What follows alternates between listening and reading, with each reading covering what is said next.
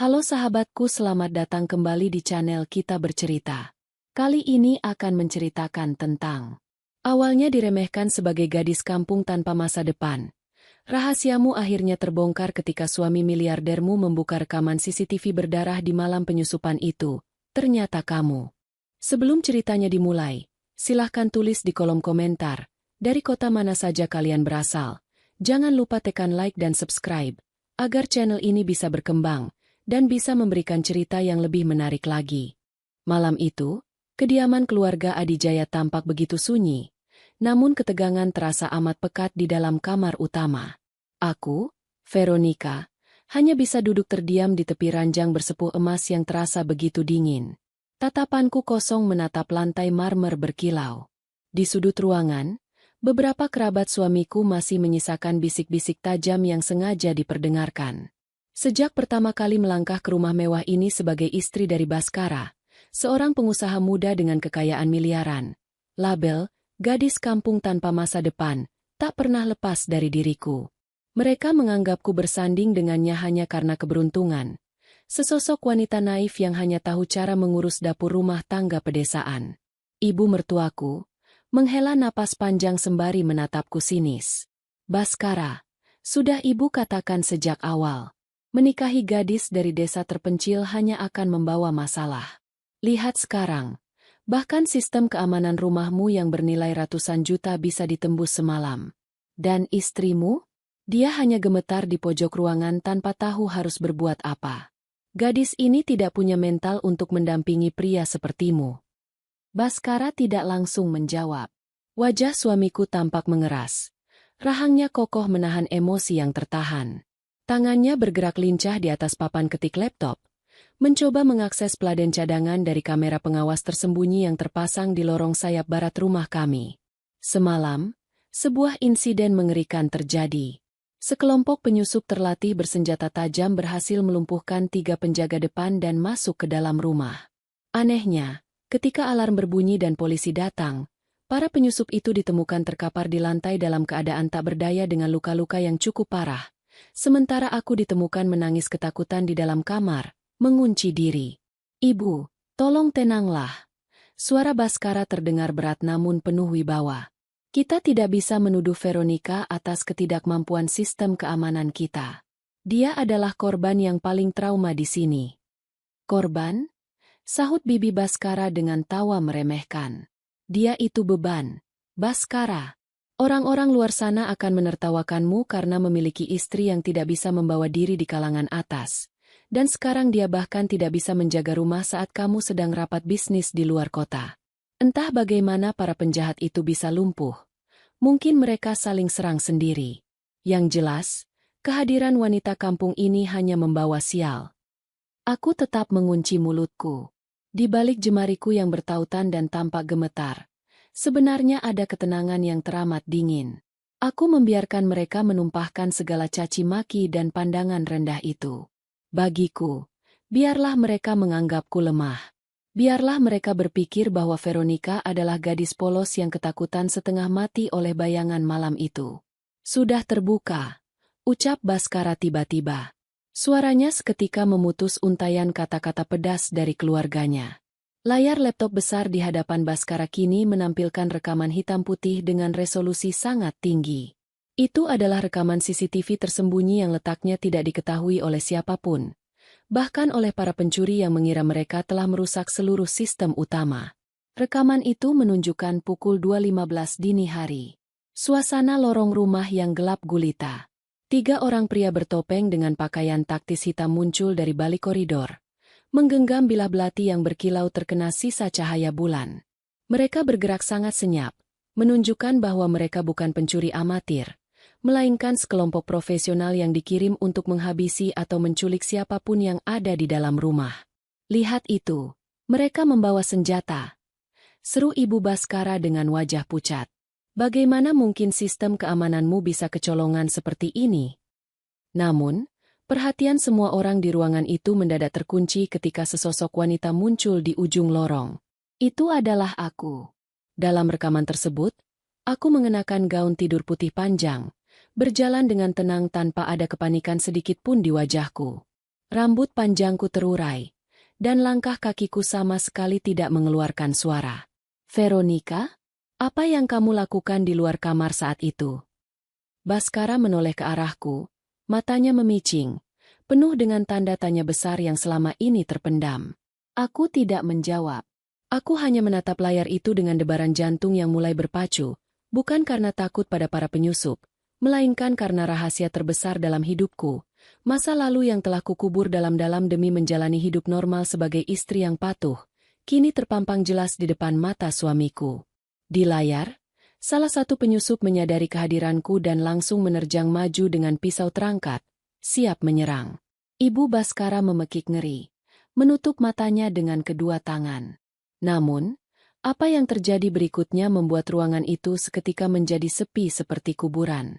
Dalam rekaman yang bergerak cepat namun terekam jelas, wanita berbaju putih yang mereka sebut, gadis kampung tanpa masa depan, itu tidak menjerit. Aku tidak berlari. Dengan gerakan yang teramat presisi, sangat cepat, dan mematikan, aku menggeser tubuhku hanya beberapa inci untuk menghindari tusukan. Tangan kiriku mencengkeram pergelangan tangan sang penyerang, memutarnya hingga terdengar bunyi patahan yang jelas, sementara tangan kananku menghantam ulu hatinya dengan dorongan luar biasa. Pria bertubuh besar itu langsung tersungkur, memuntahkan darah sebelum sempat mengeluarkan suara. Dua penyusup lainnya yang terkejut langsung mengepungku. Namun, gerakan tubuhku di dalam video itu layaknya seorang penari yang terlatih dalam seni bertempur tingkat tinggi. Setiap pukulan dan tangkisan yang kulakukan begitu efisien, dingin, dan penuh perhitungan. Hanya dalam waktu kurang dari 2 menit, ketiga penyusup terlatih itu telah terkapar bersimbah darah di atas lantai marmer, tidak mampu lagi bangkit. Setelah memastikan mereka tidak lagi menjadi ancaman, aku berdiri di tengah lorong, menyeka setetes darah yang terpercik di pipiku dengan ekspresi wajah yang benar-benar datar, tanpa emosi, sangat jauh dari kesan Veronica yang lemah lembut sehari-hari. Rekaman video itu berakhir ketika aku berjalan kembali ke arah kamar, bersiap mengambil posisi sebagai korban yang ketakutan sebelum pihak berwajib tiba. Layar laptop kembali gelap. Keheningan yang mencekam menyelimuti kamar utama. Ibu mertuaku perlahan membuka matanya. Wajahnya kini seputih kertas, memandangku dengan rasa ngeri yang teramat sangat. Mulutnya terbuka namun tak ada kata yang mampu keluar. Kerabat Baskara yang tadinya menghinaku kini melangkah mundur setapak, seolah-olah baru saja menyadari bahwa mereka selama ini telah tinggal dan mencaci sesosok singa yang sedang menyamar. Baskara perlahan menutup laptopnya. Dia berdiri, membalikkan badannya, dan menatapku dengan pandangan yang belum pernah kulihat sebelumnya. Perpaduan antara rasa tidak percaya, kekaguman, dan tuntutan akan sebuah penjelasan. "Siapa kamu sebenarnya, Veronica?" Tanya Baskara dengan suara yang bergetar rendah, mengguncang keheningan malam itu. Gadis kampung yang kunikahi tidak mungkin memiliki kemampuan melumpuhkan pembunuh bayaran dengan tangan kosong. Pertanyaan Baskara menggantung di udara, terasa begitu berat dan menuntut. Kamar megah yang beberapa menit lalu dipenuhi dengan cacian kini terasa pengap oleh rasa ngeri yang menjalar di sanubari setiap orang yang hadir. Ibu mertuaku masih mematung. Jemarinya bergetar hebat saat menatapku. Seolah-olah gaun tidur putih yang kukenakan adalah pakaian seorang malaikat maut. Tidak ada lagi helaan napas meremehkan. Yang ada hanyalah tarikan napas tertahan dari orang-orang yang baru saja menyadari bahwa mereka telah salah menilai orang. Aku perlahan menegakkan pundakku. Ketakutan semu yang sengaja kupasang di wajahku sejak semalam kini memudar, digantikan oleh sorot mata yang tenang, tajam, dan penuh rahasia. Aku tidak lagi menunduk. Kutatap mata suamiku dengan lekat. Apakah latar belakang seseorang dari desa membuat mereka tidak berhak tahu cara melindungi diri, Mas? Jawabku lembut, memecah keheningan dengan nada suara yang begitu tenang, bertolak belakang dengan adegan brutal yang baru saja kami saksikan bersama. Jangan mengalihkan pembicaraan, Veronica. Ibu Baskara akhirnya bersuara, meski nadanya melengking karena panik. Dia bersembunyi di balik punggung menantunya yang lain. Gerakanmu di video itu bukan sekadar bela diri biasa. Kamu mematahkan tulang mereka tanpa berkedip. Siapa kamu sebenarnya? Apakah kamu sengaja mendekati anakku untuk tujuan jahat? Mendengar tuduhan itu, aku hanya tersenyum tipis. sebuah senyuman yang belum pernah mereka lihat dariku. Selama 2 tahun pernikahan ini, aku selalu tersenyum ramah, penuh kepatuhan, dan selalu mengalah. Mengetahui bahwa senyuman tenangkan itu kini terasa mengintimidasi bagi mereka, ada sedikit rasa miris di hatiku. Baskara mengangkat tangannya, mengisyaratkan agar ibunya berhenti bicara. Matanya tidak pernah lepas dariku.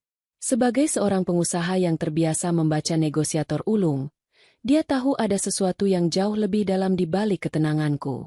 "Ibu, Bibi, tolong tinggalkan kami berdua," perintah Baskara tanpa menoleh. Suaranya dingin dan tidak menerima bantahan. "Tapi Baskara, wanita ini berbahaya." "Keluar," potong Baskara, kali ini dengan penekanan yang membuat ruangan itu seketika sunyi. Meskipun penuh rasa penasaran dan ketakutan, ibu mertua dan kerabat lainnya perlahan mundur, melangkah keluar dari kamar dengan tergesa-gesa seolah takut aku akan menyerang mereka jika mereka tinggal sedetik lebih lama. Pintu jati yang besar itu akhirnya tertutup rapat, menyisakan aku dan suamiku dalam keheningan yang tebal. Baskara berjalan mendekat. Langkah kakinya terdengar pelan di atas marmer. Dia berhenti tepat 3 langkah di hadapanku. Aku bisa mencium aroma parfum kayunya yang familiar. Namun atmosfer di antara kami telah berubah sepenuhnya. "Aku menunggumu bicara, Veronica," ucapnya. Nadanya melembut namun tetap tegas. "Aku mengingat setiap detail tentangmu. Gadis yatim piatu dari desa di kaki gunung, yang membiayai hidup dengan berkebun dan merawat nenekmu yang sakit sebelum beliau wafat. Aku jatuh cinta pada kesederhanaanmu, pada ketulusanmu. Tapi apa yang kulihat di laptop itu? Itu adalah kemampuan seorang profesional yang terlatih bertahun-tahun. Katakan yang sebenarnya." Aku menghela napas panjang, membiarkan rahasia yang telah kukunci rapat di lubuk hati terdalam perlahan naik ke permukaan.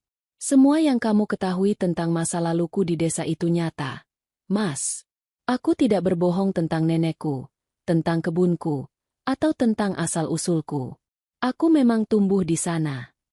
Aku jeda sejenak, melangkah menuju jendela besar yang menampilkan pemandangan halaman rumah yang luas. Di luar, lampu-lampu taman berpijar, menerangi tempat di mana para penjaga yang terluka kini sudah dilarikan ke rumah sakit. Namun, ada bagian hidupku sebelum aku kembali ke desa yang tidak pernah kukatakan pada siapapun. Lanjutku, membalikkan badan untuk menghadapinya. Sebelum aku tinggal bersama nenek di usia belasan tahun, mendiang ayahku adalah seorang mantan instruktur taktis untuk pasukan khusus internasional. Dia membesarkanku di sebuah kamp pelatihan terpencil di luar negeri sebelum dia gugur dalam tugas. Sejak kecil, alih-alih bermain boneka, aku diajarkan cara bertahan hidup, cara membaca gerakan lawan, dan cara melumpuhkan ancaman dalam hitungan detik. Baskara tampak tertegun. Informasi itu jelas merupakan sesuatu yang tidak pernah terbayangkan olehnya. "Lalu kenapa kamu menyembunyikannya? Kenapa berpura-pura menjadi gadis yang lemah dan membiarkan keluargaku merendahkanmu?" "Karena aku ingin keluar dari dunia penuh darah itu, Mas," kataku. Suaraku bergetar oleh emosi yang tulus. "Ketika ayah tiada, aku berjanji pada diriku sendiri dan pada nenek untuk mengubur semua kemampuan itu.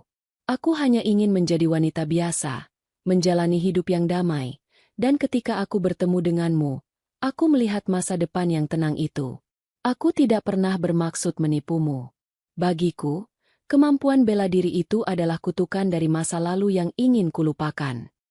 Aku melangkah mendekati Baskara, menatap lurus ke dalam manik matanya. Semalam, ketika aku mendengar suara asing di lorong dan tahu mereka mengincar rumah ini, aku sadar mereka bukan pencuri biasa. Mereka adalah profesional yang berniat buruk. Jika aku tetap diam dan berpura-pura lemah, kita semua mungkin tidak akan selamat hari ini. Aku terpaksa membuka topengku demi melindungi rumah kita, demi melindungi dirimu, meskipun aku tahu risikonya adalah kamu akan menganggapku sebagai monster. Baskara terdiam. Keheningan kembali merayap di antara kami, namun kali ini rasa ngeri di matanya perlahan memudar, digantikan oleh pemahaman yang mendalam. Dia melihat ke arah tanganku yang halus, yang semalam telah mematahkan tulang penjahat, lalu kembali menatap wajahku. Sebelum dia sempat membalas perkataanku, Ponsel di saku celananya bergetar hebat. Baskara menariknya keluar, melihat nama yang tertera di layar, dan kerutan di dahinya semakin mendalam. Itu adalah panggilan dari kepala tim investigasi kepercayaannya. Baskara mengangkat telepon itu, mengaktifkan pengeras suara. Ya, serahkan laporannya. Tuan Baskara. Suara di seberang telepon terdengar panik. Kami baru saja memeriksa identitas ketiga penyusup yang dilumpuhkan semalam. Mereka bukan perampok. Mereka adalah bagian dari sindikat Black Cobra, pembunuh bayaran yang disewa dari luar negeri. Dan dari dokumen digital yang kami retas dari mereka, target utama mereka semalam sebenarnya bukan dokumen perusahaan Anda, melainkan nyali istri Anda, Nyonya Veronica. Seseorang telah membayar mereka untuk menghabisi Nyonya dengan kedok perampokan rumah tangga. Mendengar hal itu, mata Baskara membelalak sempurna. Dia langsung menatapku, sementara aku hanya bisa mengepalkan tangan di balik gaun tidurku. Masa lalu yang coba kuhindari ternyata tidak pernah benar-benar melepaskan cengkeramannya padaku. Dan kini, bahaya itu telah ikut menyeret suamiku ke dalam pusaran yang mematikan. Suara dari pengeras suara ponsel Baskara seolah membekukan aliran darah di dalam kamar itu. Informasi bahwa para penyusup tersebut adalah bagian dari sindikat Black Cobra, pembunuh bayaran kelas internasional, mengubah seluruh konseptualisasi insiden semalam. Ini bukan lagi sekadar kasus kriminalitas biasa berupa pembobolan rumah mewah seorang miliarder. Ini adalah sebuah upaya pembunuhan berencana yang ditargetkan secara spesifik kepada diriku, Veronica, gadis yang selama ini mereka cap sebagai beban tak berguna dari kampung terpencil. Baskara perlahan menurunkan ponselnya, namun tidak memutus panggilan tersebut. Wajahnya yang semula dipenuhi ketidakpercayaan kini berubah menjadi dingin dan dipenuhi kemarahan yang tertahan. Sisi pengusaha tegas dan pelindung keluarga dalam dirinya seketika bangkit. Siapa yang menyewa mereka? Tanya Baskara kepada kepala investigasinya di seberang telepon. Suaranya bergetar rendah, menahan badai emosi. Cari tahu siapa yang mengirim mereka ke rumahku. Kami sedang melacak aliran dana kripto yang digunakan untuk membayar mereka, Tuan. Jawab suara di telepon dengan nada penuh penghormatan dan kecemasan. Namun, transaksi ini menggunakan beberapa lapisan dinding pengaman digital. Kami membutuhkan waktu. Satu hal yang pasti, instruksi yang diberikan kepada para eksekutor itu sangat spesifik. Habisi target tanpa meninggalkan jejak yang mengarah pada dalang utama, dan buat seolah-olah ini adalah perampokan yang gagal. Lakukan segala cara. Kerahkan seluruh tim terbaik kita. Aku ingin nama dalangnya ada di mejaku sebelum matahari terbenam esok hari. Perintah Baskara tegas sebelum akhirnya mematikan sambungan telepon. Ruangan kembali senyap. Baskara membalikan tubuhnya, menatapku yang masih berdiri tegak di dekat jendela.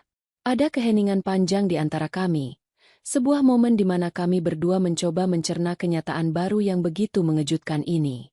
Aku bisa melihat perubahan dalam cara suamiku menatapku. Tidak ada lagi pandangan merendahkan seperti yang sering ditunjukkan keluarganya. Kini yang tersisa adalah rasa ingin tahu yang besar, bercampur dengan kecemasan mendalam atas keselamatanku. Mereka mencarimu, Veronica, ucap Baskara pelan, melangkah mendekat hingga jarak di antara kami mengikis. Mengapa sebuah sindikat pembunuh internasional ingin menghabisi seorang wanita yang memilih hidup tenang di desa? Ini berarti, masa lalumu belum sepenuhnya selesai, atau ada seseorang di lingkungan kita yang mengetahui siapa dirimu sebenarnya.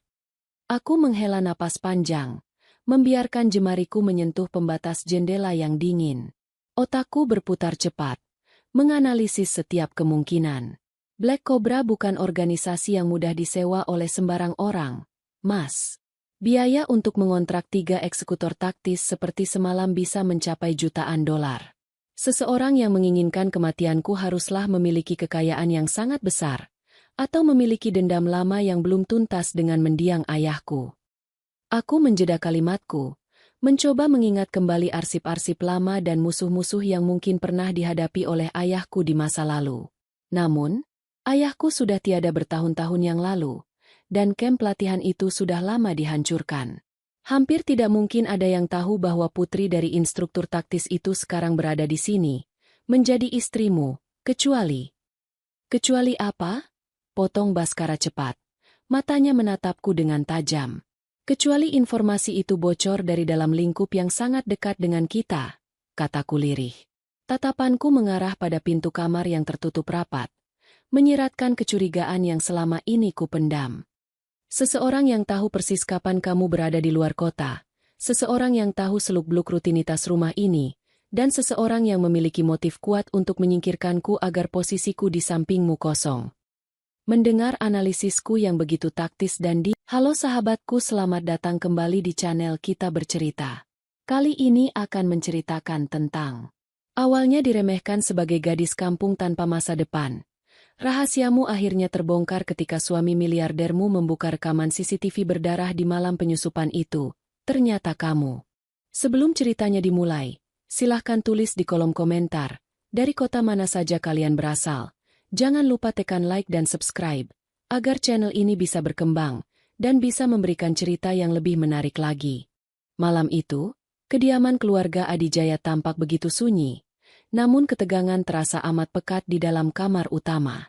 Aku, Veronica, hanya bisa duduk terdiam di tepi ranjang bersepuh emas yang terasa begitu dingin. Tatapanku kosong menatap lantai marmer berkilau.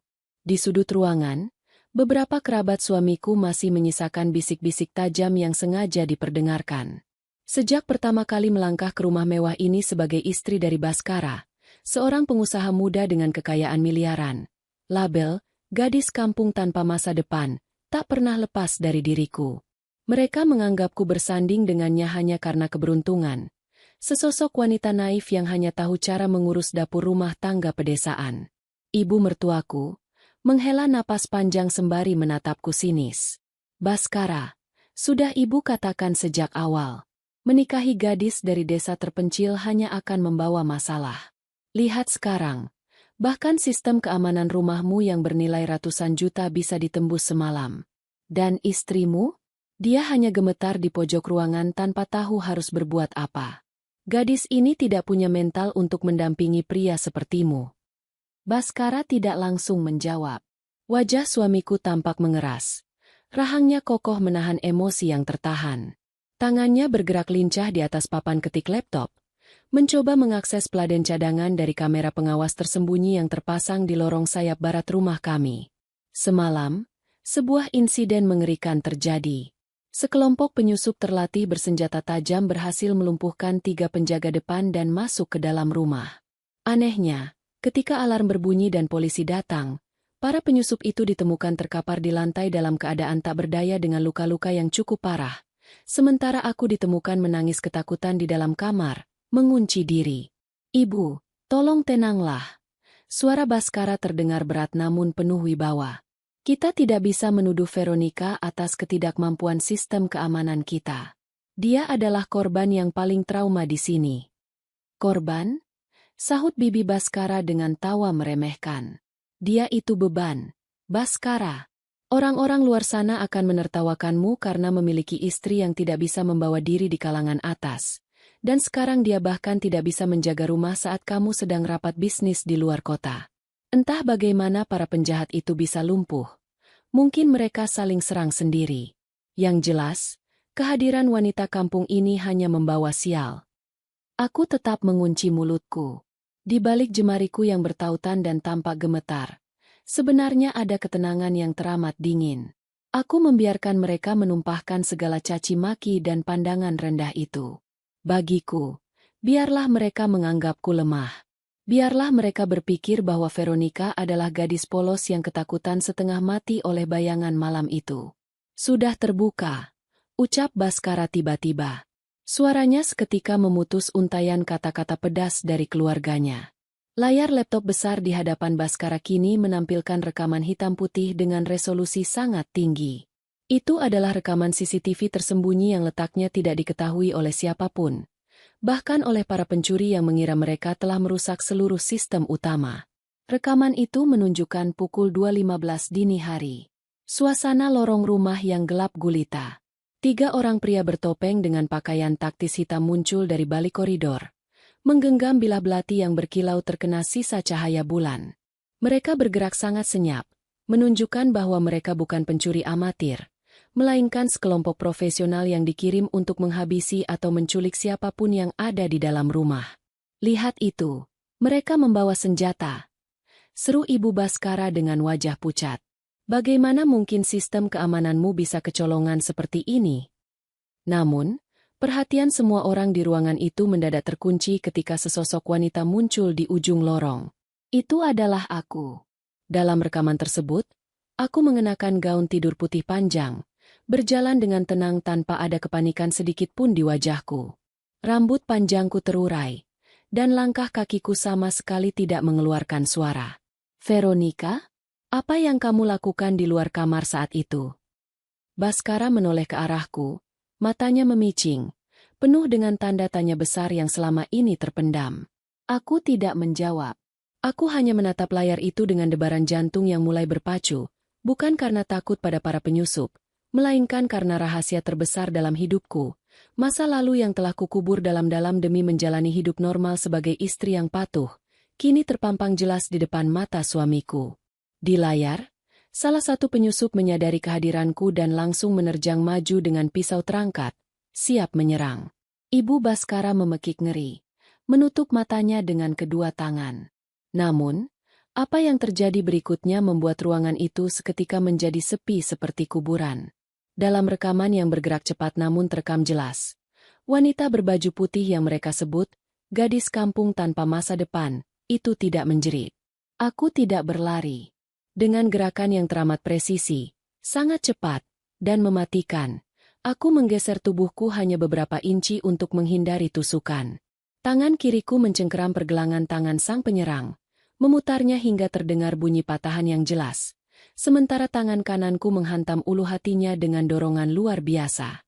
Pria bertubuh besar itu langsung tersungkur. Halo sahabatku, selamat datang kembali di channel Kita Bercerita.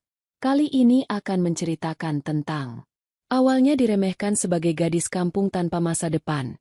Rahasiamu akhirnya terbongkar ketika suami miliardermu membuka rekaman CCTV berdarah di malam penyusupan itu. Ternyata kamu. Sebelum ceritanya dimulai, silahkan tulis di kolom komentar, dari kota mana saja kalian berasal. Jangan lupa tekan like dan subscribe, agar channel ini bisa berkembang, dan bisa memberikan cerita yang lebih menarik lagi. Malam itu, kediaman keluarga Adijaya tampak begitu sunyi, namun ketegangan terasa amat pekat di dalam kamar utama. Aku, Veronica, hanya bisa duduk terdiam di tepi ranjang bersepuh emas yang terasa begitu dingin. Tatapanku kosong menatap lantai marmer berkilau. Di sudut ruangan, beberapa kerabat suamiku masih menyisakan bisik-bisik tajam yang sengaja diperdengarkan. Sejak pertama kali melangkah ke rumah mewah ini sebagai istri dari Baskara, seorang pengusaha muda dengan kekayaan miliaran, label, gadis kampung tanpa masa depan, tak pernah lepas dari diriku. Mereka menganggapku bersanding dengannya hanya karena keberuntungan. Sesosok wanita naif yang hanya tahu cara mengurus dapur rumah tangga pedesaan. Ibu mertuaku menghela napas panjang sembari menatapku sinis. Baskara, sudah ibu katakan sejak awal, menikahi gadis dari desa terpencil hanya akan membawa masalah. Lihat sekarang, bahkan sistem keamanan rumahmu yang bernilai ratusan juta bisa ditembus semalam. Dan istrimu? Dia hanya gemetar di pojok ruangan tanpa tahu harus berbuat apa. Gadis ini tidak punya mental untuk mendampingi pria sepertimu. Baskara tidak langsung menjawab. Wajah suamiku tampak mengeras. Rahangnya kokoh menahan emosi yang tertahan. Tangannya bergerak lincah di atas papan ketik laptop, mencoba mengakses peladen cadangan dari kamera pengawas tersembunyi yang terpasang di lorong sayap barat rumah kami. Semalam, sebuah insiden mengerikan terjadi. Sekelompok penyusup terlatih bersenjata tajam berhasil melumpuhkan 3 penjaga depan dan masuk ke dalam rumah. Anehnya, ketika alarm berbunyi dan polisi datang, para penyusup itu ditemukan terkapar di lantai dalam keadaan tak berdaya dengan luka-luka yang cukup parah. Sementara aku ditemukan menangis ketakutan di dalam kamar, mengunci diri. Ibu, tolong tenanglah. Suara Baskara terdengar berat namun penuh wibawa. Kita tidak bisa menuduh Veronica atas ketidakmampuan sistem keamanan kita. Dia adalah korban yang paling trauma di sini. Korban? Sahut Bibi Baskara dengan tawa meremehkan. Dia itu beban. Baskara, Orang-orang luar sana akan menertawakanmu karena memiliki istri yang tidak bisa membawa diri di kalangan atas. Dan sekarang dia bahkan tidak bisa menjaga rumah saat kamu sedang rapat bisnis di luar kota. Entah bagaimana para penjahat itu bisa lumpuh. Mungkin mereka saling serang sendiri. Yang jelas, kehadiran wanita kampung ini hanya membawa sial. Aku tetap mengunci mulutku. Di balik jemariku yang bertautan dan tampak gemetar, sebenarnya ada ketenangan yang teramat dingin. Aku membiarkan mereka menumpahkan segala caci maki dan pandangan rendah itu. Bagiku, biarlah mereka menganggapku lemah. Biarlah mereka berpikir bahwa Veronica adalah gadis polos yang ketakutan setengah mati oleh bayangan malam itu. Sudah terbuka, ucap Baskara tiba-tiba. Suaranya seketika memutus untaian kata-kata pedas dari keluarganya. Layar laptop besar di hadapan Baskara kini menampilkan rekaman hitam putih dengan resolusi sangat tinggi. Itu adalah rekaman CCTV tersembunyi yang letaknya tidak diketahui oleh siapapun, bahkan oleh para pencuri yang mengira mereka telah merusak seluruh sistem utama. Rekaman itu menunjukkan pukul 2.15 dini hari. Suasana lorong rumah yang gelap gulita. 3 orang pria bertopeng dengan pakaian taktis hitam muncul dari balik koridor, menggenggam bilah belati yang berkilau terkena sisa cahaya bulan. Mereka bergerak sangat senyap, menunjukkan bahwa mereka bukan pencuri amatir, melainkan sekelompok profesional yang dikirim untuk menghabisi atau menculik siapapun yang ada di dalam rumah. Lihat itu, mereka membawa senjata. Seru Ibu Baskara dengan wajah pucat. Bagaimana mungkin sistem keamananmu bisa kecolongan seperti ini? Namun, perhatian semua orang di ruangan itu mendadak terkunci ketika sesosok wanita muncul di ujung lorong. Itu adalah aku. Dalam rekaman tersebut, aku mengenakan gaun tidur putih panjang, berjalan dengan tenang tanpa ada kepanikan sedikit pun di wajahku. Rambut panjangku terurai, dan langkah kakiku sama sekali tidak mengeluarkan suara. Veronica, apa yang kamu lakukan di luar kamar saat itu? Baskara menoleh ke arahku. Matanya memicing, penuh dengan tanda tanya besar yang selama ini terpendam. Aku tidak menjawab. Aku hanya menatap layar itu dengan debaran jantung yang mulai berpacu, bukan karena takut pada para penyusup, melainkan karena rahasia terbesar dalam hidupku, masa lalu yang telah kukubur dalam-dalam demi menjalani hidup normal sebagai istri yang patuh, kini terpampang jelas di depan mata suamiku. Di layar, salah satu penyusup menyadari kehadiranku dan langsung menerjang maju dengan pisau terangkat, siap menyerang. Ibu Baskara memekik ngeri, menutup matanya dengan kedua tangan. Namun, apa yang terjadi berikutnya membuat ruangan itu seketika menjadi sepi seperti kuburan. Dalam rekaman yang bergerak cepat namun terekam jelas, wanita berbaju putih yang mereka sebut, gadis kampung tanpa masa depan, itu tidak menjerit. Aku tidak berlari. Dengan gerakan yang teramat presisi, sangat cepat, dan mematikan, aku menggeser tubuhku hanya beberapa inci untuk menghindari tusukan. Tangan kiriku mencengkeram pergelangan tangan sang penyerang, memutarnya hingga terdengar bunyi patahan yang jelas, sementara tangan kananku menghantam ulu hatinya dengan dorongan luar biasa. Pria bertubuh besar itu langsung tersungkur, memuntahkan darah sebelum sempat mengeluarkan suara. 2 penyusup lainnya yang terkejut langsung mengepungku. Namun, gerakan tubuhku di dalam video itu layaknya seorang penari yang terlatih dalam seni bertempur tingkat tinggi. Setiap pukulan dan tangkisan yang kulakukan begitu efisien, dingin, dan penuh perhitungan. Hanya dalam waktu kurang dari 2 menit, ketiga penyusup terlatih itu telah terkapar bersimbah darah di atas lantai marmer, tidak mampu lagi bangkit. Setelah memastikan mereka tidak lagi menjadi ancaman, aku berdiri di tengah lorong, menyeka setetes darah yang terpercik di pipiku dengan ekspresi wajah yang benar-benar datar, tanpa emosi, sangat jauh dari kesan Veronica yang lemah lembut sehari-hari. Rekaman video itu berakhir ketika aku berjalan kembali ke arah kamar, bersiap mengambil posisi sebagai korban yang ketakutan, sebelum pihak berwajib tiba. Layar laptop kembali gelap. Keheningan yang mencekam menyelimuti kamar utama. Ibu mertuaku perlahan membuka matanya. Wajahnya kini seputih kertas, memandangku dengan rasa ngeri yang teramat sangat. Mulutnya terbuka namun tak ada kata yang mampu keluar.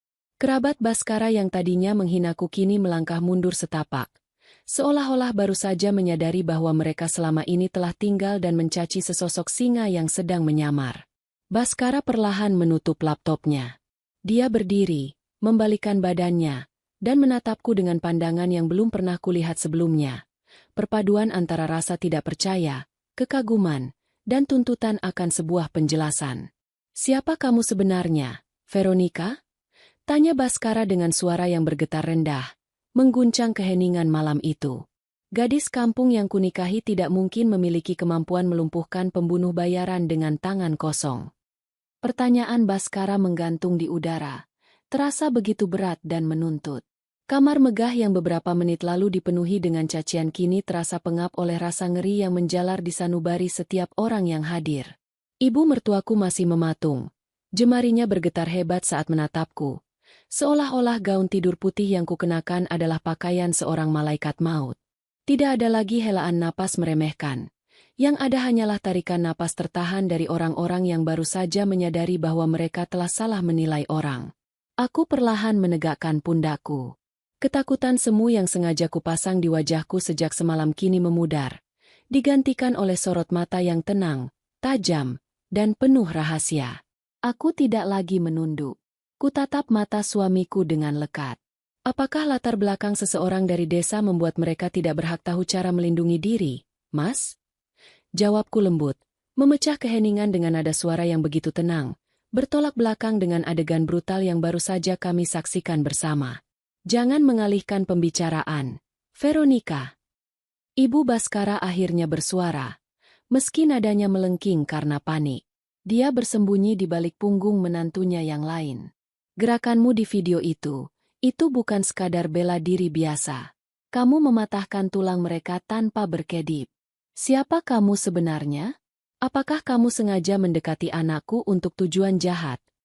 Mendengar tuduhan itu, aku hanya tersenyum tipis. Sebuah senyuman yang belum pernah mereka lihat dariku. Selama 2 tahun pernikahan ini, aku selalu tersenyum ramah, penuh kepatuhan, dan selalu mengalah. Mengetahui bahwa senyuman tenangkan itu kini terasa mengintimidasi bagi mereka. Ada sedikit rasa miris di hatiku. Baskara mengangkat tangannya, mengisyaratkan agar ibunya berhenti bicara. Matanya tidak pernah lepas dariku. Sebagai seorang pengusaha yang terbiasa membaca negosiator ulung, dia tahu ada sesuatu yang jauh lebih dalam di balik ketenanganku.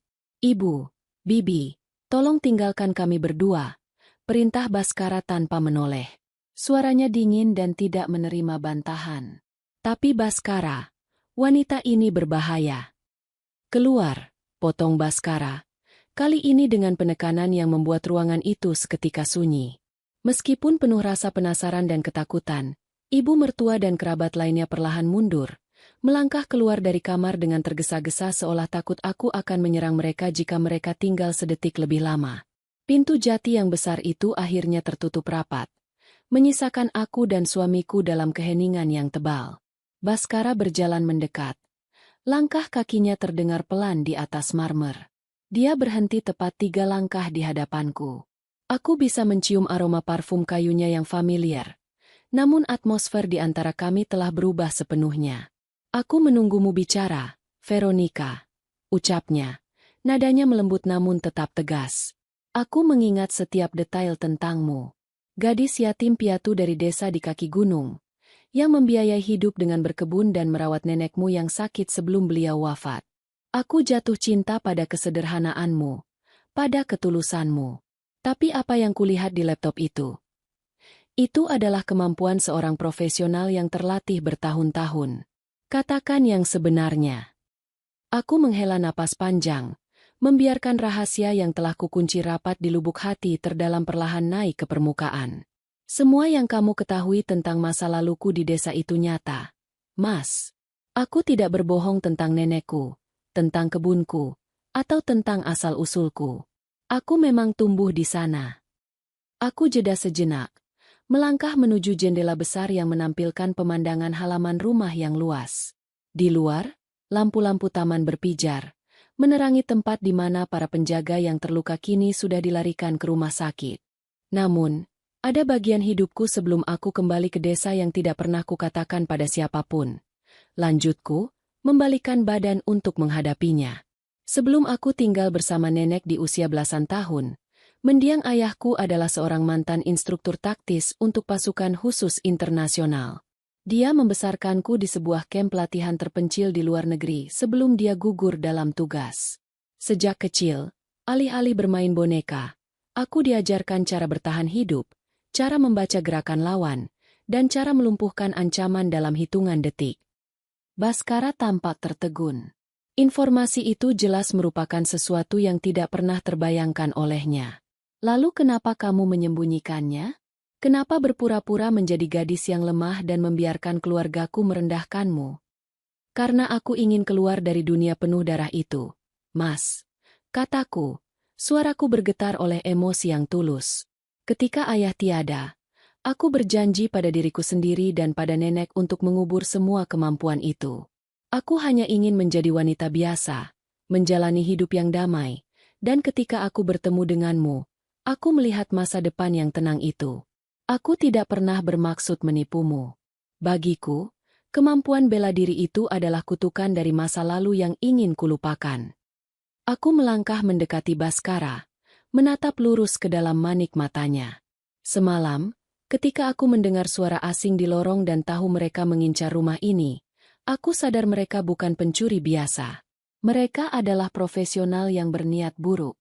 Jika aku tetap diam dan berpura-pura lemah, kita semua mungkin tidak akan selamat hari ini. Aku terpaksa membuka topengku demi melindungi rumah kita, demi melindungi dirimu, meskipun aku tahu risikonya adalah kamu akan menganggapku sebagai monster. Baskara terdiam.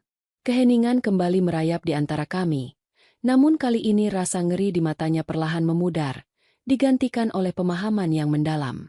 Dia melihat ke arah tanganku yang halus, yang semalam telah mematahkan tulang penjahat, lalu kembali menatap wajahku. Sebelum dia sempat membalas perkataanku, ponsel di saku celananya bergetar hebat. Baskara menariknya keluar, melihat nama yang tertera di layar, dan kerutan di dahinya semakin mendalam. Itu adalah panggilan dari kepala tim investigasi kepercayaannya. Baskara mengangkat telepon itu, mengaktifkan pengeras suara. Ya, serahkan laporannya. Tuan Baskara. Suara di seberang telepon terdengar panik. Kami baru saja memeriksa identitas ketiga penyusup yang dilumpuhkan semalam. Mereka bukan perampok.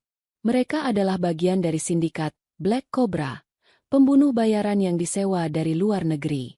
Dan dari dokumen digital yang kami retas dari mereka, target utama mereka semalam sebenarnya bukan dokumen perusahaan Anda, melainkan nyali istri Anda, Nyonya Veronica.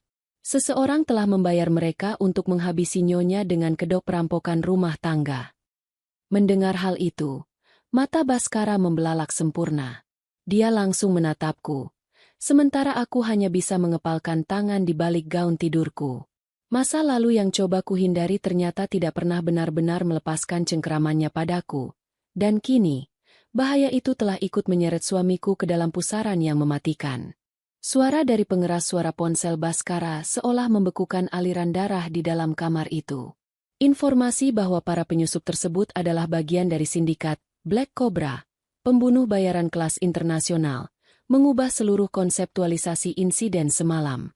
Ini bukan lagi sekadar kasus kriminalitas biasa berupa pembobolan rumah mewah seorang miliarder. Ini adalah sebuah upaya pembunuhan berencana yang ditargetkan secara spesifik kepada diriku, Veronica, gadis yang selama ini mereka cap sebagai beban tak berguna dari kampung terpencil. Baskara perlahan menurunkan ponselnya, namun tidak memutus panggilan tersebut.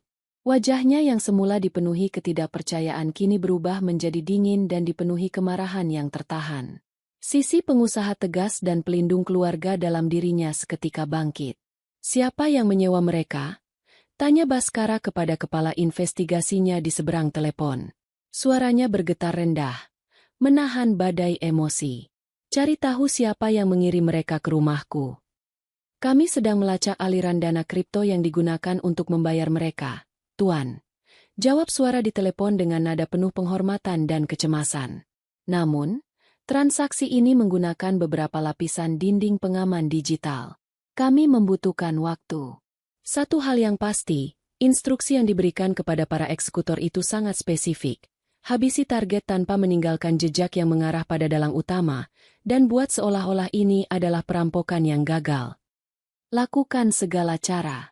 Kerahkan seluruh tim terbaik kita. Aku ingin nama dalangnya ada di mejaku sebelum matahari terbenam esok hari.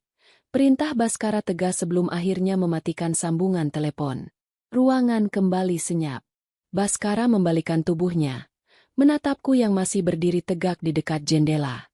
Ada keheningan panjang di antara kami. Sebuah momen di mana kami berdua mencoba mencerna kenyataan baru yang begitu mengejutkan ini.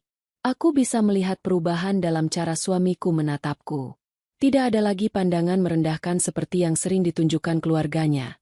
Kini yang tersisa adalah rasa ingin tahu yang besar, bercampur dengan kecemasan mendalam atas keselamatanku. Mereka mencarimu, Veronica, ucap Baskara pelan, melangkah mendekat hingga jarak di antara kami mengikis. Mengapa sebuah sindikat pembunuh internasional ingin menghabisi seorang wanita yang memilih hidup tenang di desa? Ini berarti, masa lalumu belum sepenuhnya selesai, atau ada seseorang di lingkungan kita yang mengetahui siapa dirimu sebenarnya. Aku menghela napas panjang, membiarkan jemariku menyentuh pembatas jendela yang dingin. Otakku berputar cepat, menganalisis setiap kemungkinan. Black Cobra bukan organisasi yang mudah disewa oleh sembarang orang, Mas. Biaya untuk mengontrak 3 eksekutor taktis seperti semalam bisa mencapai jutaan dolar. Seseorang yang menginginkan kematianku haruslah memiliki kekayaan yang sangat besar, atau memiliki dendam lama yang belum tuntas dengan mendiang ayahku. Aku menjeda kalimatku, mencoba mengingat kembali arsip-arsip lama dan musuh-musuh yang mungkin pernah dihadapi oleh ayahku di masa lalu. Namun, ayahku sudah tiada bertahun-tahun yang lalu, dan kamp pelatihan itu sudah lama dihancurkan.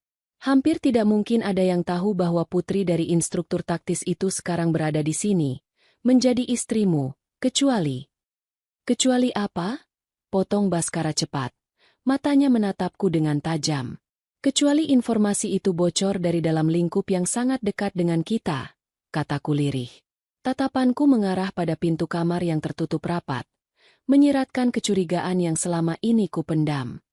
Seseorang yang tahu persis kapan kamu berada di luar kota, seseorang yang tahu seluk-beluk rutinitas rumah ini, dan seseorang yang memiliki motif kuat untuk menyingkirkanku agar posisiku di sampingmu kosong. Mendengar analisisku yang begitu taktis dan dingin, Baskara tampak terpana. Dia mungkin baru menyadari bahwa istri yang selama ini dia anggap perlu dilindungi, ternyata memiliki kemampuan analisis situasi yang setara dengan seorang perwira intelijen. Baskara meraih kedua belah tanganku, menggenggamnya dengan erat. Kehangatan tangannya seolah kontras dengan dinginnya malam itu. Veronica, maafkan aku. Selama ini aku berpikir telah memberikan kehidupan yang aman dan layak untukmu di rumah ini. Aku tidak pernah tahu bahwa di balik kesederhanaanmu, kamu memikul beban seberat ini. Dan sekarang, nyawamu terancam justru di dalam rumahku sendiri. Aku menggelengkan kepala perlahan, membalas genggaman tangannya. Ini bukan salahmu, Mas. Aku yang memilih untuk menyembunyikan ini semua demi pernikahan kita.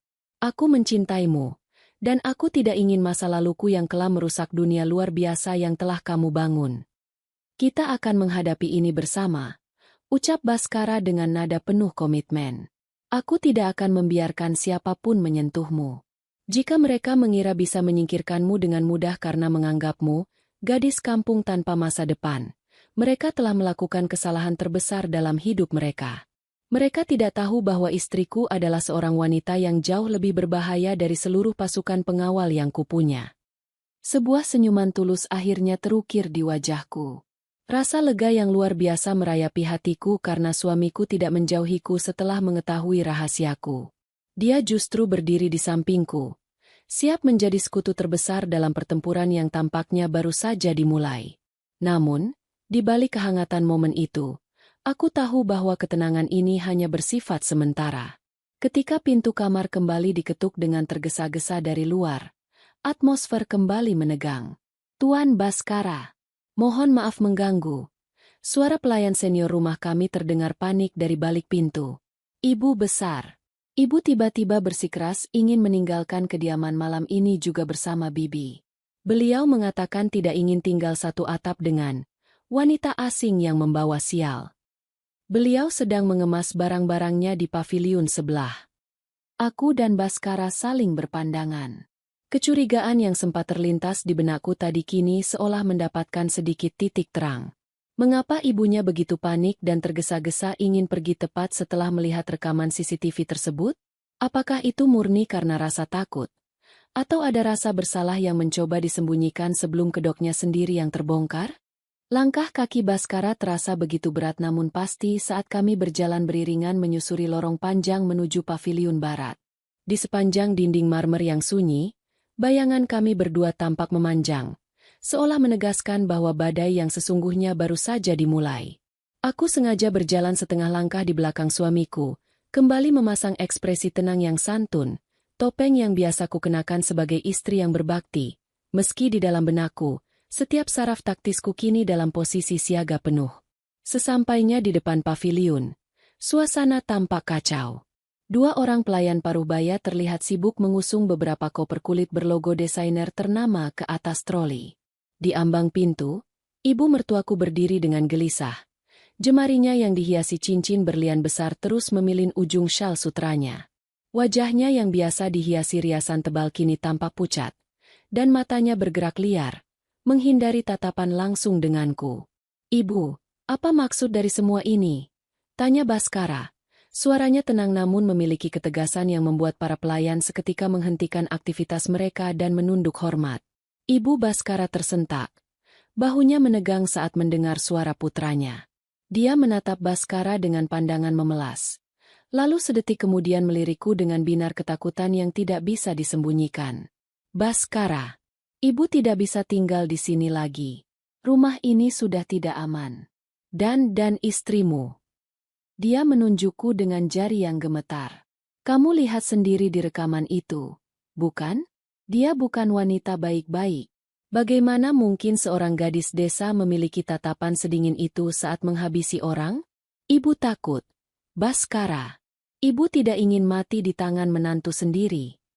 Veronica tidak menghabisi siapapun. Ibu, dia melindungi kita," balas Baskara. Nadanya meninggi 1 oktav, menunjukkan rasa frustrasi yang mendalam atas sikap ibunya yang terus-menerus memojokkanku.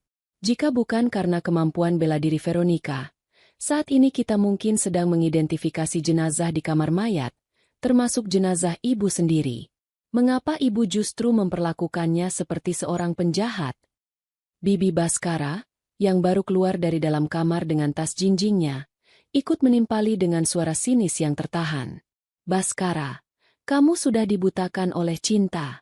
Siapa yang tahu kalau penjahat-penjahat semalam itu sebenarnya adalah orang-orang dari masa lalu istrimu sendiri?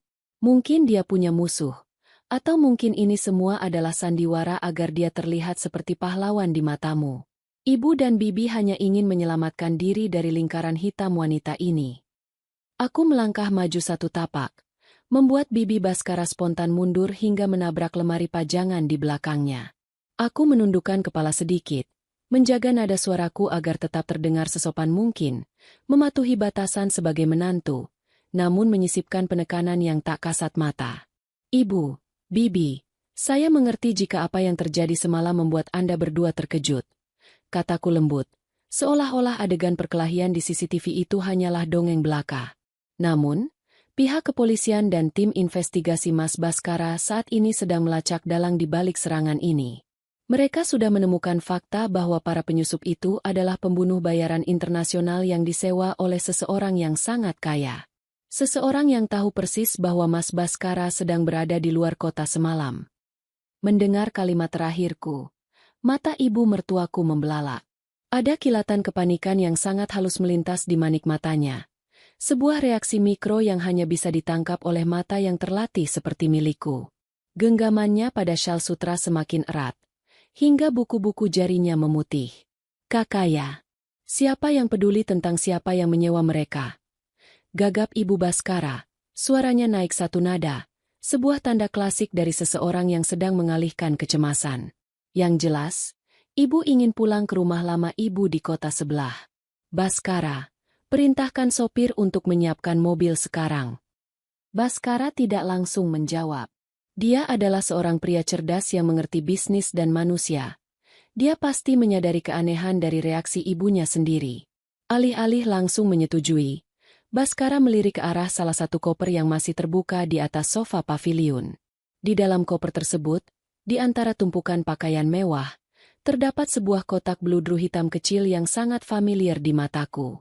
Itu adalah kotak penyimpanan perangkat enkripsi komunikasi, jenis gawai khusus yang biasa digunakan untuk melakukan panggilan yang tidak bisa dilacak oleh jaringan publik.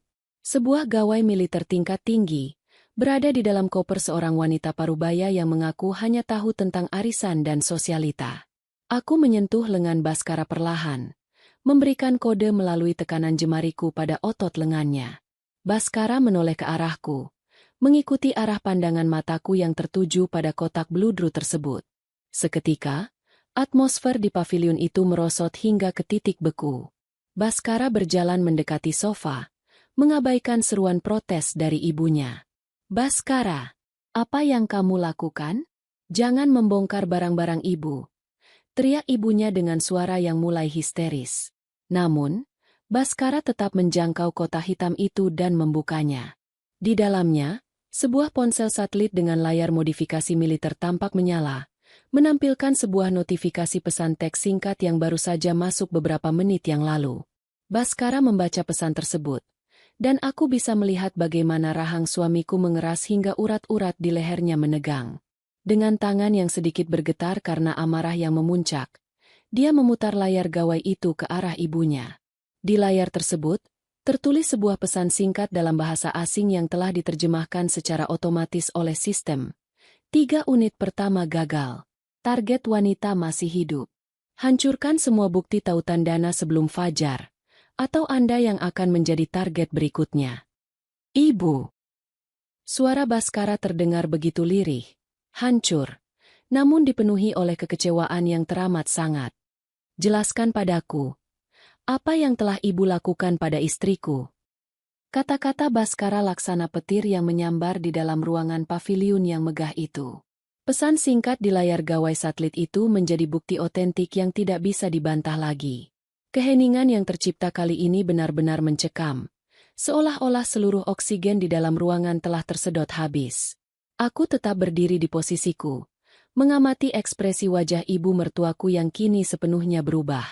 Rona angkuh yang biasanya melekat erat pada dirinya lurus ketika, menyisakan wajah seorang wanita yang tertangkap basah melakukan kejahatan besar. Baskara, itu bukan seperti yang kamu pikirkan. Suara ibu Baskara terbata-bata. Jemarinya yang dihiasi permata kini gemetar hebat hingga gawai yang dipegangnya hampir terjatuh jika Baskara tidak mencengkeramnya lebih kuat. Ibu tidak tahu apa-apa tentang pesan itu. Seseorang pasti telah menjebak ibu. Menjebak. Baskara tertawa. Namun itu adalah tawa paling getir dan dingin yang pernah kudengar dari suamiku. Air mata kekecewaan tampak mengambang di sudut matanya. Gawai ini menggunakan enkripsi militer tingkat tinggi. Ibu, ini bukan ponsel yang bisa dibeli di toko biasa. Dan gawai ini berada di dalam kotak perhiasan pribadi ibu, di dalam koper yang baru saja ibu kemas sendiri. Bagaimana mungkin ada orang yang menjebak ibu hingga spesifik ini? Bibi Baskara yang tadi begitu vokal menghinaku, kini melangkah mundur perlahan, mencoba menjauhkan diri dari kakak perempuannya.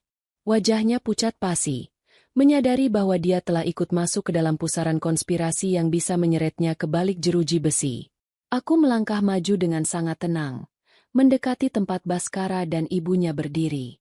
Tatapanku beralih dari suamiku ke arah wanita parubaya yang selama 2 tahun ini selalu memperlakukanku seperti sampah. Tidak ada rasa dendam di mataku. Yang ada hanyalah pencarian akan sebuah kebenaran. Ibu, panggilku lembut. Namun nada suaraku kini memiliki otoritas yang tak terbantahkan. Sindikat Black Cobra tidak akan menerima pesanan dari sembarang orang, dan mereka tidak akan mengirim pesan peringatan seperti ini jika tidak ada hubungan kerjasama yang erat. Siapa yang memberikan gawai ini kepada ibu? Seseorang dari masa laluku, atau rekan bisnis yang ingin menghancurkan Mas Baskara? Ibu Baskara menatapku dengan tatapan perpaduan antara rasa ngeri dan kebencian yang mendalam. Dia merosot terduduk di atas sofa bludru, menyembunyikan wajahnya di kedua telapak tangannya sembari terisak. Ini semua demi kebaikan keluarga kita, Baskara. Tangisnya pecah. Akhirnya mengakui perbuatannya setelah terdesak oleh bukti yang nyata. Wanita ini, Dia bukan gadis kampung biasa. Beberapa bulan lalu, seseorang mengirimkan dokumen masa lalu Veronica ke rumah ibu. Dokumen yang menunjukkan bahwa dia adalah putri dari seorang pembunuh dan instruktur pasukan khusus yang berbahaya. Ibu panik. Baskara.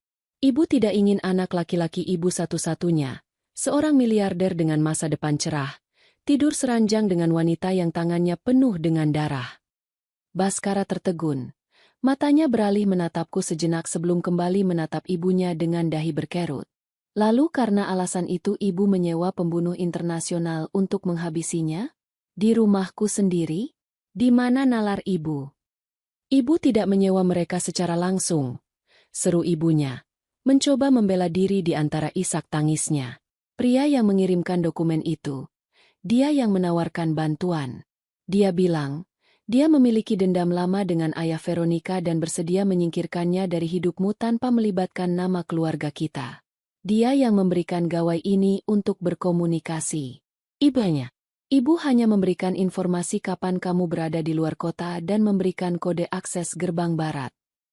Mendengar pengakuan itu, sepotong demi sepotong teka-teki di kepalaku mulai menyatu. Dalang utamanya bukanlah ibu mertuaku. Dia hanyalah bidak catur yang dimanfaatkan karena rasa benci dan ketakutannya yang picik terhadapku. Musuh yang sesungguhnya adalah pria misterius yang memegang dokumen masa laluku. Seseorang yang telah lama mencariku dan kini memanfaatkan jalur domestikku untuk mengepungku.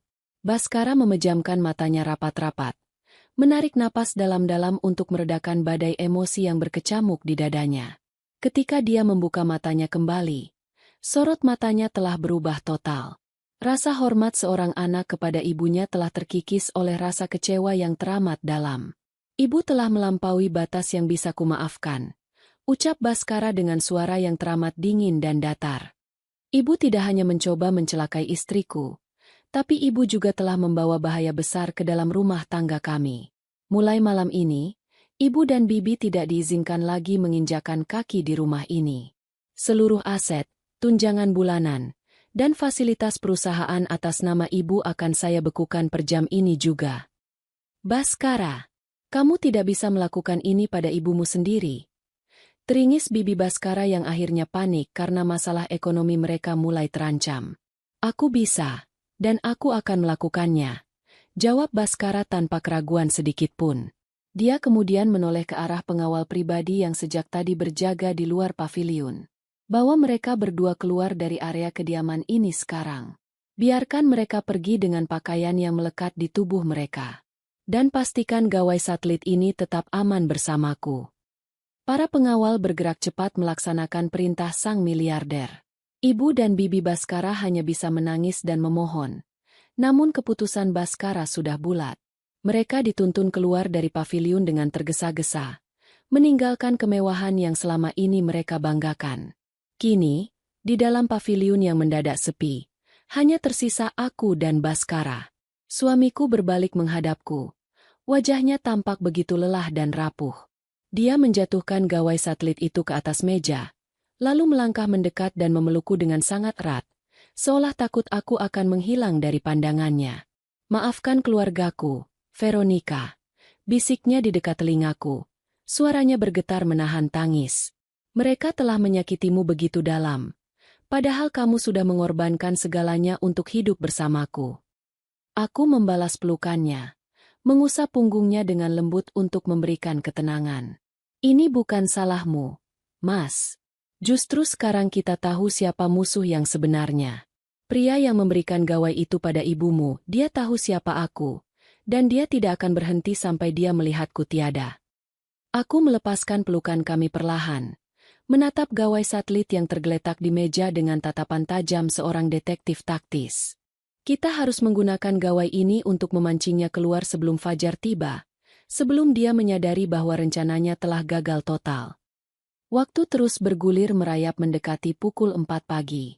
Di luar, kabut tipis mulai turun menyelimuti halaman kediaman Adijaya, membawa hawa dingin yang menusuk tulang. Namun, di dalam ruang kerja pribadi Baskara, suasana justru terasa panas oleh rencana yang sedang kami susun. Gawai satelit milik ibu mertuaku tergeletak di tengah meja jati, Layaknya sebuah bom waktu yang siap meledak kapan saja. Baskara duduk di kursi kerjanya. Jemarinya bertautan erat sembari menatapku yang sedang memeriksa ulang sistem pertahanan rumah melalui monitor sekunder. Di samping kami, kepala tim investigasi yang baru saja tiba memberikan laporan teknis dengan suara yang sangat rendah. "Nyonya Veronica," ucap kepala investigasi itu dengan nada penuh rasa hormat yang baru, setelah melihat rekaman CCTV dan mengerti siapa diriku sebenarnya. Sinyal dari gawai ini terhubung ke sebuah peladen bayangan di wilayah Pelabuhan Utara. Jika kita mengirimkan pesan balasan, mereka akan langsung mendeteksi apakah pesan itu dikirim dari koordinat rumah ini atau tidak. Kita tidak bisa sembarangan membalasnya. Aku berjalan mendekati meja, menatap layar gawai yang masih menampilkan pesan ancaman terakhir itu. Jiwa taktis yang telah lama kutidurkan kini sepenuhnya bangkit, mengambil alih kendali atas diriku. Mereka menggunakan sistem geofencing. Jika ibu mertuaku membalas dari luar area yang ditentukan, sang dalang akan tahu bahwa rencana ini telah bocor. Itu sebabnya ibu mertuaku tadi begitu panik ingin segera pergi dari sini. Dia tahu tempat ini akan menjadi zona pertempuran berikutnya. Baskara mendongak, menatapku dengan binar mata yang campur aduk antara cemas dan kagum. "Lalu apa yang harus kita lakukan, Veronica? Jika kita diam saja, pria misterius itu akan menyadari kegagalan Black Cobra dan melarikan diri sebelum kita bisa menangkapnya." Aku menyunggingkan senyuman tipis. Senyuman yang penuh dengan perhitungan matang. "Kita akan memberikan apa yang dia inginkan, Mas. Dia ingin tahu apakah aku masih hidup atau sudah tiada. Kita akan membalas pesan ini menggunakan profil ibu mertuamu, menyatakan bahwa tugas telah selesai namun ada sedikit kendala yang membutuhkan kehadirannya secara langsung untuk membersihkan sisa bukti." "Tapi bagaimana cara memalsukan gaya bicaranya dan memastikan sinyalnya aman?" tanya Baskara. "Biarkan aku yang mengetik pesannya," kataku tenang. Selama 2 tahun hidup di bawah atap yang sama dan terus-menerus menerima pesan teks penuh tuntutan serta makian dari ibu mertuaku, aku sudah sangat menghafal pola bahasa, tanda baca, dan istilah yang biasa dia gunakan. Aku meraih gawai satelit itu. Jemariku bergerak lincah di atas layar sentuhnya, mengetikkan untaian kalimat dalam bahasa asing yang dimengerti oleh sistem enkripsi mereka. Target utama sudah diatasi. Namun para eksekutor meninggalkan jejak digital di peladen rumah. Saya tidak bisa menghapusnya sendiri. Datang ke titik pertemuan biasa di Paviliun Barat dalam waktu 30 menit. Atau polisi akan melacak aliran dana kita. Pesan terkirim. Statusnya berubah menjadi tanda centang ganda berwarna hijau. "Sekarang, kita menunggu," bisikku, meletakkan kembali gawai tersebut. "Mas Baskara, aku butuh kamu memerintahkan seluruh pengawal konvensional untuk mundur ke gerbang luar. Jangan ada satupun penjaga yang terlihat di sekitar Paviliun Barat atau halaman tengah. Jika tempat ini terlihat terlalu ketat, dia yang mengincarku tidak akan pernah berani menampakkan batangnya." "Veronica, itu terlalu berbahaya," potong Baskara cepat. Dia berdiri dan memegang pundakku. "Jika aku menarik semua pengawal, kamu akan berada dalam posisi tanpa perlindungan. Aku tidak bisa membiarkanmu menghadapi monster dari masa lalumu sendirian lagi." Aku menyentuh tangan Baskara yang berada di pundakku, menyalurkan kehangatan dan keyakinan. "Mas, para pengawal itu tidak terlatih untuk menghadapi musuh sekelas ini. Kehadiran mereka justru hanya akan menjadi korban sia-sia seperti semalam. Percayalah padaku. Di dalam kegelapan dan kabut fajar ini, akulah yang memegang kendali, bukan mereka." Baskara menatap mataku dalam-dalam, mencari keraguan di sana. Namun yang dia temukan hanyalah tekad sekeras baja milik seorang putri instruktur taktis. Dengan berat hati, dia akhirnya mengangguk. "Baiklah, tapi aku akan tetap berada di ruang pemantau bersama tim investigasi. Jika situasi memburuk, aku akan mengerahkan seluruh kekuatan untuk masuk, tidak peduli apa risikonya." "Terima kasih, Mas," jawabku tulus. 20 menit berlalu dalam keheningan yang menyiksa. Kabut di luar jendela semakin tebal, membatasi jarak pandang hingga hanya beberapa meter saja.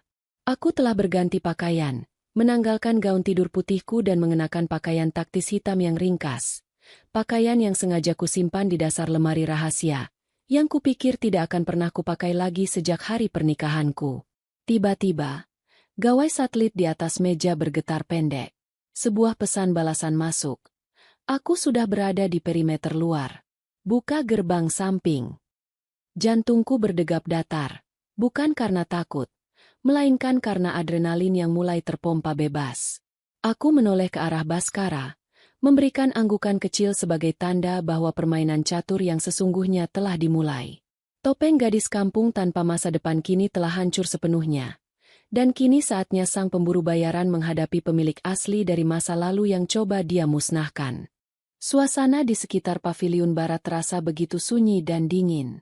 Kabut fajar yang tebal bergerak perlahan di atas rerumputan, menciptakan siluet yang samar dan mistis.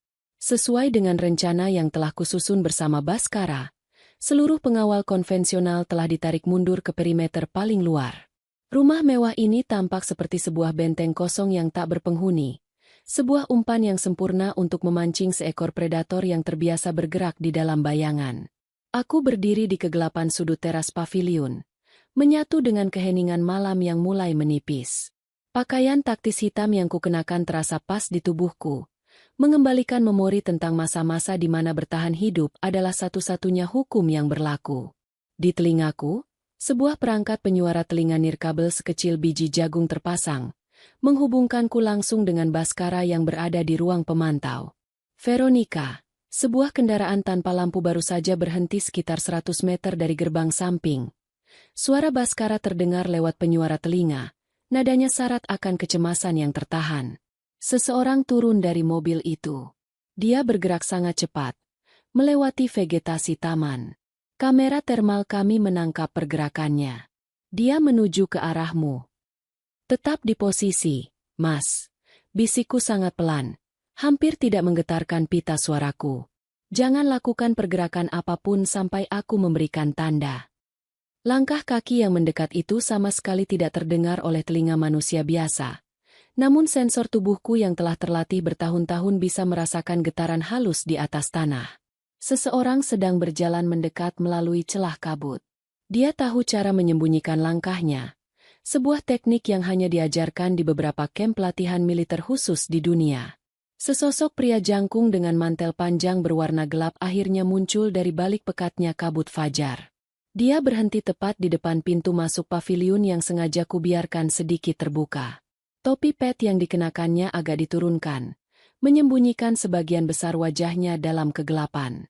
Namun, postur tubuh dan cara berdirinya yang tegap langsung memicu alarm ingatan di dalam kepalaku. Kau terlambat, Renata. Suara pria itu terdengar berat, serak, dan penuh dengan nada dingin yang mengintimidasi. Dia memanggil nama ibu mertuaku, mengira wanita parubaya itu yang sedang menunggunya di dalam kegelapan. Mana gawai satelit itu? Dan di mana sisa bukti digital yang kau katakan? Aku perlahan melangkah keluar dari bayangan tiang paviliun, membiarkan bias cahaya fajar yang samar menerangi wajahku. Ibu mertuaku tidak akan datang, Tuan. Kataku dengan nada suara yang teramat tenang, datar, tanpa ada sedikit pun rasa takut. Pria itu tersentak kecil. Langkah kakinya spontan mundur setengah tapak. Sebuah reaksi refleks dari seorang profesional yang menyadari bahwa situasi tidak berjalan sesuai dengan skenarionya. Dia mendongak. Dan di bawah remang cahaya fajar, aku akhirnya bisa melihat wajahnya dengan jelas. Separuh dari wajah kirinya dihiasi oleh luka parut memanjang, sebuah tanda lahiriah dari sebuah pertempuran masa lalu. Kau! Pria itu mendesis, matanya membelalak menatapku. Rasa terkejut seketika berubah menjadi senyuman sinis yang mengerikan. Veronica, jadi kau yang membalas pesan itu. Putri dari sang instruktur agung ternyata masih memiliki taring yang cukup tajam untuk menjebakku. Jovian, sebutku, memanggil namanya yang telah lama terkubur dalam ingatan masa kecilku. Mantan tangan kanan ayahku yang dipecat karena menjual informasi taktis kepada kartel. Jadi, kau adalah dalang di balik semua ini? Kau yang memanfaatkan ketakutan ibu mertuaku untuk mencapku sebagai gadis kampung tak berguna. Dan kau pula yang mengirim Black Cobra semalam. Jovian tertawa rendah, Sebuah suara parau yang terdengar mengejek di tengah sunyinya fajar. Gadis kampung? Itu adalah penyamaran yang sangat jenius. Veronica, selama bertahun-tahun aku mencarimu ke berbagai belahan dunia. Mengira kau bersembunyi di kamp militer lain. Ternyata kau justru memilih hidup mewah sebagai istri seorang miliarder bodoh di kota ini. Jika aku tidak sengaja melihat foto pernikahan Baskara Adijaya di majalah bisnis internasional, aku tidak akan pernah tahu di mana tikus kecil ini bersembunyi. Mengapa kau masih mencariku, Jovian? Ayahku sudah tiada, dan dunia itu sudah kuinggalkan. Tanyaku, mencoba mengulur waktu sembari membiarkan kamera pengawas tersembunyi di langit-langit paviliun merekam setiap jengkal wajah dan pengakuannya sebagai bukti hukum yang mutlak untuk Baskara. Karena ayahmu membawa rahasia besar sebelum dia mati. Bentak Jovian. Matanya berkilat penuh amarah dan ketamakan. Dia menyembunyikan kunci enkripsi aset digital milik organisasi kita yang bernilai ratusan juta dolar. Dan sebagai satu-satunya darah dagingnya, kau pasti tahu di mana kunci itu berada. Aku menawarkan kematian yang cepat semalam melalui Black Cobra, tapi karena kau memilih untuk melawan, maka fajar ini aku sendiri yang akan mencabut nyawamu setelah kau menyerahkan apa yang kuinginkan. Tepat setelah kalimat itu selesai, Jovian menggerakkan tangan kanannya ke balik mantel dengan kecepatan luar biasa, bersiap menarik senjata api berperedam yang disembunyikannya. Namun, sebelum jemarinya sempat menyentuh pelatuk, aku telah memprediksi gerakannya. Dengan dorongan kaki yang kuat, aku menerjang maju menembus kabut, siap menghadapi hantu dari masa laluku demi melindungi masa depan yang telah kubangun bersama Baskara. Gerakanku melesat secepat kilat menembus kepekatan kabut fajar yang basah. Jarak antara aku dan Jovian yang semula terpisah beberapa meter, terpangkas hanya dalam hitungan detik. Sebelum jemarinya berhasil